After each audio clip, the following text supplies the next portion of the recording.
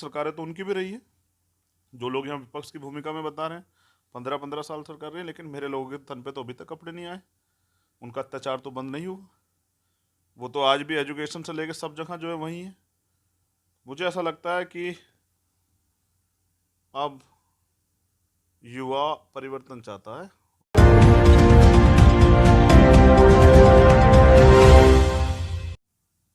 नमस्कार, मैं आशुतोष। कहा जाता है पहली पीढ़ी मार खाएगी, दूसरी पीढ़ी जेल जाएगी, तीसरी पीढ़ी राज करेगी। हमारे साथ इस वक्त भीम आर्मी, अब आपकी आज़ाद समाज पार्टी आ गई है, राजनीति में आप आ गए हैं और हम आंदोलन से ही आप राजनीति में भी आए हैं।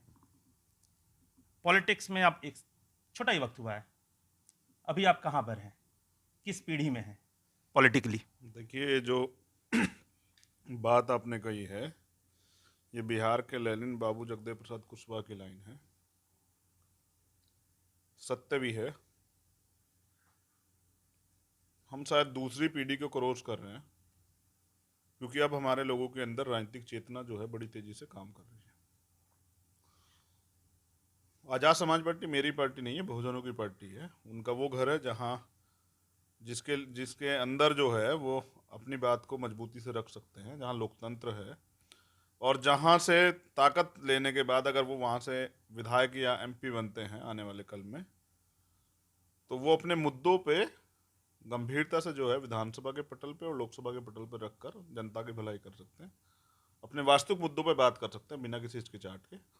इसलिए मैंने घर बनाया, क्योंकि हमारे लोगों को मजबूरी में टिकट के लिए वो मेहनत तो कर लेते हैं, लेकिन लास्ट टाइम जो है पैसा पैमाना हो जाता है या पावर पैमाना हो जाता है, संबंध पैमाना हो जाते हैं, ईमानदार लोगों को नकार दिया जाता है। तो मुझे लगता है कि जो ईमानदार लोग, संघर्षी लोग काम करना चाहते हैं, उनके लिए टिकट की दिक्कत नहीं होनी चाहिए। इसलिए मैंने टिकट की दुकान बना दी है पूरी, कि आएँ, फैक्ट्री खोल दी है टिकट की, आएँ और टिकट लें और मजबूती से जाकर काम करके जनता की सेवा करें। भारत में अगर दलित पॉलिटिक्स की बात की जाए तो यहाँ पर एक खास तरीके का है कि कोई भी अगर लीडर दलित कम्युनिटी से आता है तो उन्हें एक फिक्स्ड दलित पॉलिटिक्स, चाहे भीमराव अंबेडकर की बात की जाए, अगर उनका कोई लिटरेचर पढ़े तो उसको भी लगता है कि वो बड़े समाज के लिए, पूरे वर्ग के लिए। लेकिन आज भी एक तरीके से सिंबॉलिकली बना दिया कि भीमराव अंबेडकर इज फॉर दलित।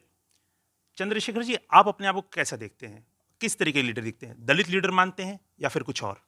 देखिए, मैं तो नेता नहीं हूँ, मैं तो बेटा हूँ। मैं तो एक सिपाही हूँ अपने महापुरुषों के आंदोलन का, जिसमें तमाम वो नाम हैं जिन्होंने परिवर्तन की लड़ाई लड़ी।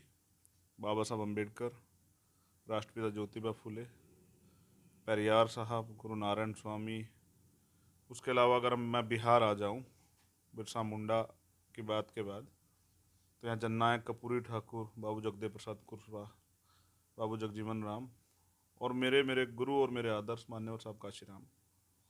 उनका एक रुका हुआ कारवा है। वो इस देश में बहुजन समाज को शासक देखना चाहते थे, क्योंकि ये एक स्ट्रेटेजी बनाई गई है कि दलित समाज में पैदा हुआ तो उसको एक मैसेज ये बनाया जाता है कि दलितों के नेता है। जबकि मैं तो कभी सिर्फ दलितों की बात नहीं करता हूँ, मैं तो मुसलमानों की बात भी करता हूँ, पिछड़ों की भी बात करता हूँ, गरीबों की भी बात करता हूँ, महिलाओं की भी बात करता हूँ। मैं वो लीडर नहीं बनना चाहता जिसकी आवाज़, गरीब जनता की आवाज़ जिस तक ना आए। मैं तो उनका भाई बनकर, उनका बेटा बनकर उनके सुख दुख को बांटना चाहता हूँ।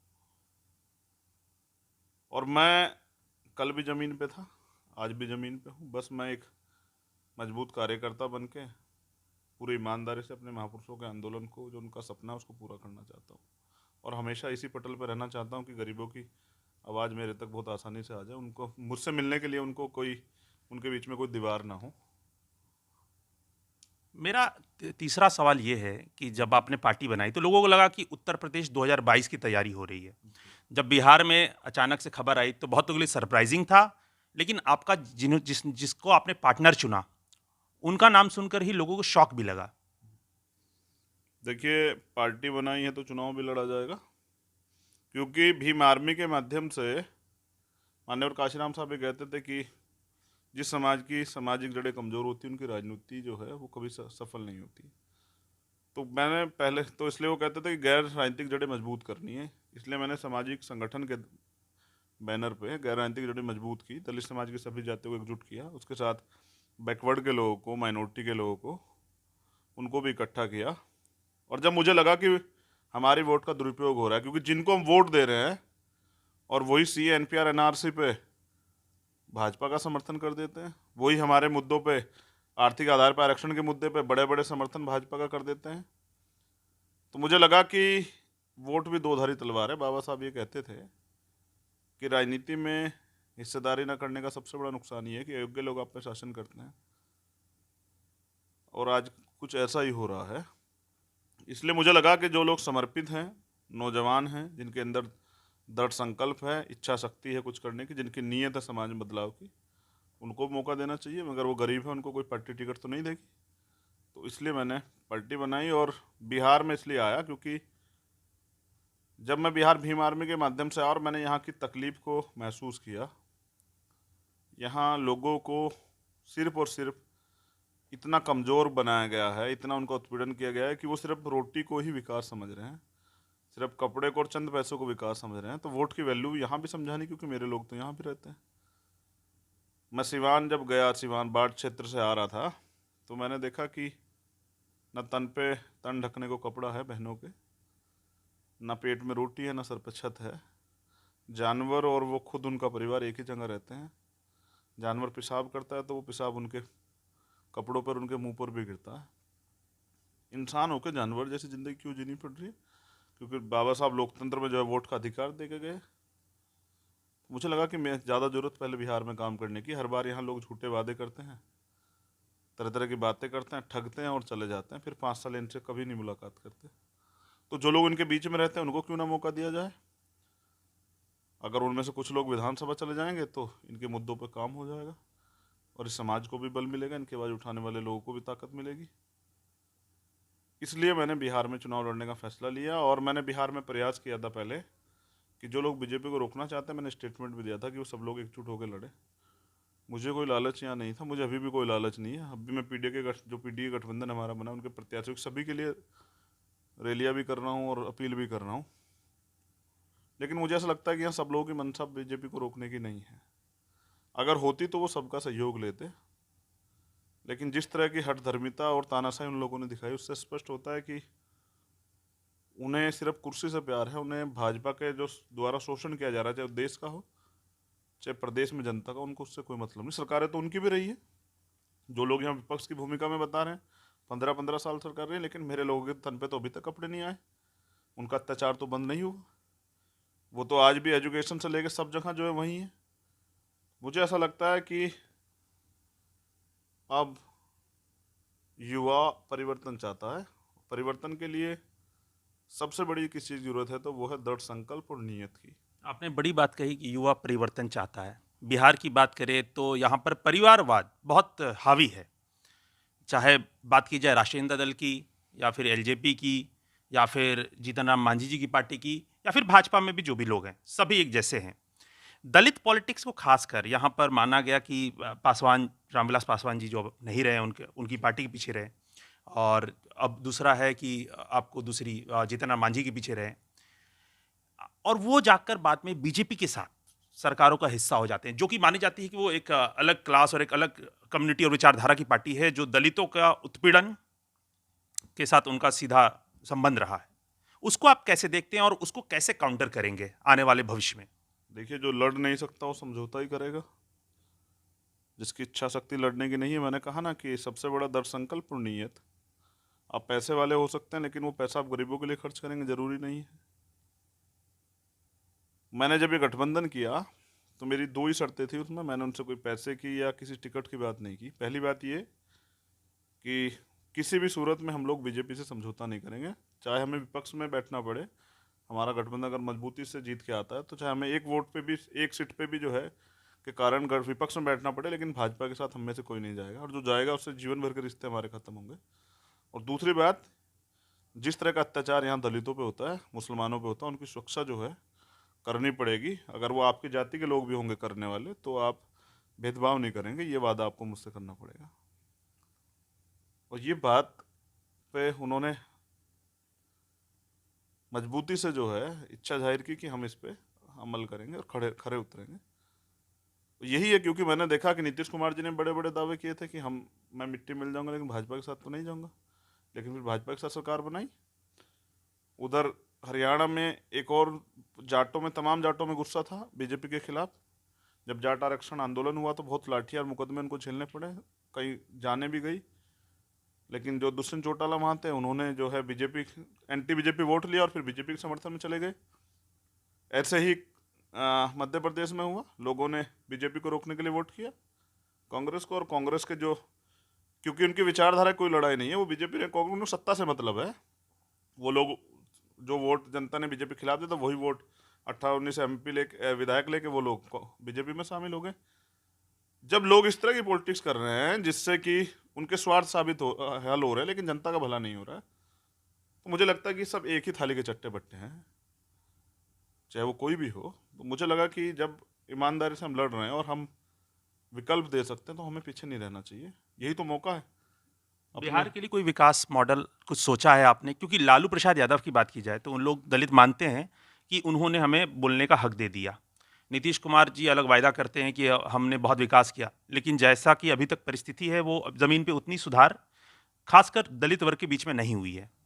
उसको लेकर आप क्या दलितों पर ज़्यादा फोकस करेंगे अगर आपकी सीटें आती हैं आपके क्षेत्र के लोग, या फिर उससे आगे बढ़कर भी कुछ सोचेंगे? देखिए, जहाँ जहाँ जिन लोगों को दिक्कत है उस पर तो काम किया जाएगा, लेकिन आपने कहा कि बोलने का अधिकार किसने दे दिया? बोलने का अधिकार तो भारतीय संविधान ने दिया है।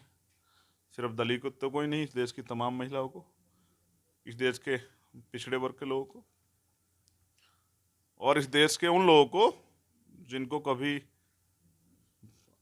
सुनने का भी अधिकार नहीं था, उनको बोलने का अधिकार संविधान ने, किसी व्यक्ति ने तो नहीं दिया है। मैं एक चीज आपसे कह रहा हूं कि इस देश में जाति है और जातिगत उत्पीड़न है। कुछ जातियां ऐसी है जिन पर नेतृत्व है राष्ट्रीय स्तर का या प्रदेश स्तर का, उनकी बातें उठ जाती हैं, लेकिन कुछ जातियां ऐसी है जैसे प्रजापति है, कश्यप है, कुम्हार है, लोहार है, पाल है, निषाद है, और बहुत सारी ऐसी बैकवर्ड की या शेड्यूल कास्ट की जातियां जिनका तो कोई नेतृत्व नहीं। जैसे यहाँ तूरी एक जाति है, उसका तो कोई नेतृत्व नहीं, आप जानते भी नहीं होंगे। उन लोगों को भी राजनीतिक सत्ता में आने का अधिकार है। लोकतंत्र इसलिए तो है कि सभी लोगों का प्रतिनिधित्व और सब लोग जाके जो है अपनी बात रखें और अपने लोगों का जो समस्या उनको हल करें। इस धन बल की राजनीति ने गरीबों की लोकतंत्र से भागीदारी खत्म कर दी है। मुझे ऐसा लगता है कि जिसका एक वोट है उसको भी जो है राजनीतिक सत्ता में उसकी भागीदारी है, उसके मुद्दों पर काम होना चाहिए। इसलिए दोबारा से जमीनी तौर पर काम करके मान्यवर काशीराम के दिखाए रास्ते पर चल के, जिसकी इतनी संख्या भरी उसकी इतनी हिस्सेदारी, इस राजनीति को जिंदा करेंगे। और विकास मॉडल के तौर पे हमारा जो पीडीए गठबंधन, उसका एक प्रतिज्ञा पत्र हमने निकाला है, बहुत बड़ा है, मैं 1 मिनट में तो नहीं बता सकता हूँ। और हमने उसमें टाइम बॉन्डिंग किया है 3 साल के भीतर ही सब। जी। 3 साल से भी पहले कोई टाइम बॉन्डिंग है, 3 महीने का, 6 महीने का, साल भर का, जिस तरह का काम है। जादू छड़ी नहीं है, इन्होंने इतना खराब किया है, एक दिन में नहीं बदलेगा। लेकिन 3 महीने, 6 महीने, साल भर, 2 साल, 3 साल का एक बड़ा वो है मैप, वो दिया है। आप पीडीए के गठबंधन को अगर आपको मौका मिले तो जो प्रतिज्ञा पत्र है उसको आप एक बार जरूर बताएं, सारी चीज़ें क्लियर है। और हमने, क्योंकि हमारी तो शुरुआत है, मगर हमने फिर भी जो है हमारी तरफ से जिसको हमने नेता बनाया है, हमारे बिहार के संघर्षशील क्रांतिकारी जननायक पप्पू यादव जी, उन्होंने बाकायदा हाईकोर्ट में एफिडेविट दिया है कि अगर मैं ये ना कर पाऊँ तो कोई भी आम व्यक्ति भी जाकर उनके खिलाफ जो है हाईकोर्ट में केस कर सकता है। और हाईकोर्ट में जब उन्होंने एफिडेविट दिया है तो ये तो एक तरह का एविडेंस है, तो उनको वापस लौटना पड़ेगा। कोई ऐसा नहीं कर सकता है, ये उसके लिए एक इच्छा शक्ति चाहिए कि जो कहा है उसको करना पड़ेगा। हम जो, हमारी कथनी करनी में फ़र्क नहीं है, आज तक नहीं हुआ। मैं तो राजनीति करने, मैंने तो वोट कभी नहीं ली किसी से, लेकिन हमारे लोग वोट तो देते हैं और फिर पिटते भी हैं, फिर सताए भी जाते हैं, अधिकारों के लिए रोड पे आते हैं, फिर लाठी मुकदमा भी खाते हैं, गोली भी खाते हैं। इसलिए मैं इस बार आया हूँ कि वो ठगे ना जाए, उनका बेवकूफ़ ना बनाया जाए। अगर मैं बहुत छोटी बात बता रहा हूँ, मेरा एक विधायक भी जीत कर जाएगा और विपक्ष के तमाम विधायक या पक्ष के जो भी लोग हैं, वो एक विधायक उन सब लोगों पे भारी पड़ेगा, क्योंकि वो जो एग्जाम्पल सेट करेगा अपने काम से, उसका लोहा जो है पूरे प्रदेश को मानना पड़ेगा। हमारी लड़ाई यहाँ उद्देश्य की है, यहाँ जो अधिकार है उनकी है। हम यहाँ अपने लोगों के लिए एजुकेशन चाहते हैं, रोजगार चाहते हैं, उनके लिए पक्के मकान चाहते हैं, उनकी रोटी कपड़े की व्यवस्था चाहते हैं, उनकी सुरक्षा करना चाहते हैं, उनके लिए अच्छे चिकित्सालय चाहते हैं। बिहार का हाल देख लीजिए। मैं तो सत्ता में नहीं था। यहाँ कोरोना के समय में क्या हाल था आप देख लीजिए, या बाढ़ से क्या हाल है देख लीजिए। कोई ठोस कदम नहीं उठाया क्योंकि नीयत नहीं है। तमाम समस्याएं हल एक है कि जनता के पास पीडीए विकल्प है। एक बार जनता जो है भरोसा दे और गरीबों को भी, समर्पित लोगों को भी काम करने का मौका दे, तो आप रिजल्ट देखिएगा, बिहार बदलेगा। मेरा आपसे एक सवाल बड़ा इंपॉर्टेंट सा है। नीतीश कुमार जी लगातार दलितों को लेकर एक बड़ी ही डिफरेंट राजनीति कर रहे हैं। कई बार दलित महादलित कर देते हैं। इस बार उन्होंने चुनाव से पूर्व घोषणा कर दी कि अगर किसी दलित की हत्या हो जाती है, कोई कर देता है, तो उसको एक सरकारी नौकरी दी जाएगी। इस कदम को आप कैसे देखते हैं? देखिए, बड़ी अधिकार को ठगने के लिए छोटे छोटे लालच दिए जाते हैं। इसका खामियाजा भी हुआ कि एक दलित ने अपने पिताजी के साथ हत्या कर दी, अखबार में बड़ा बड़ा छपा था। 15 साल के इतिहास में दलितों को छोड़िए, कितने बेरोजगारों को नौकरी दी है, कितने दलितों को न्याय दिया है। जो सबसे बड़ा यहाँ मामला हुआ था रणवीर सेना का, लक्ष्मणपुर बाथे वाला मामला, उसमें हाई कोर्ट ने उन लोगों को बरी कर दिया, लोअर कोर्ट ने सजा की थी। उसके उन पीड़ितों को न्याय दिलाने के लिए उससे ये हुआ कि अखबार में छपा कि आखिर दलितों की हत्या किसने की, सामूहिक नशा किसने किया, छोटे छोटे बच्चों का कत्ल हुआ था। इसी नीतीश कुमार की सरकार में वो ऑर्डर आया, इन्होंने एक बार उसके अगेंस्ट नहीं गए सुप्रीम कोर्ट में। ये दलितों को ठगने काम करते हैं, अपनी राजनीतिक रोटियां सेकते हैं। बिहार का युवा दलित मेरे पास है, वो स्वाभिमानी है, वो ईमानदार है और वो संघर्षशील है, वो मेहनत कर रहा है, वो बिकाऊ नहीं है, वो टिकाऊ है और वो अपने हक के लिए लड़ना जान चुका है। ये मेरी वजह से नहीं हुआ है, ये बाबा साहब अम्बेडकर की देन है, ये बिहार के लेनिन की देन है, ये कर्पूरी ठाकुर की देन है, ये इस धरती की देन है जो बुद्ध की धरती है, ये हमारे संतों महापुरुषों का जो आशीर्वाद है उसकी देन है। चाहे वो संत शिरोमणि सतगुरु रविदास जी महाराज हो, या भगवान वाल्मीकि महाराज हो, गुरु नानक देव, संत कबीर है, ये गुरु गोविंद सिंह की धरती है, इसके अंदर क्रांति है।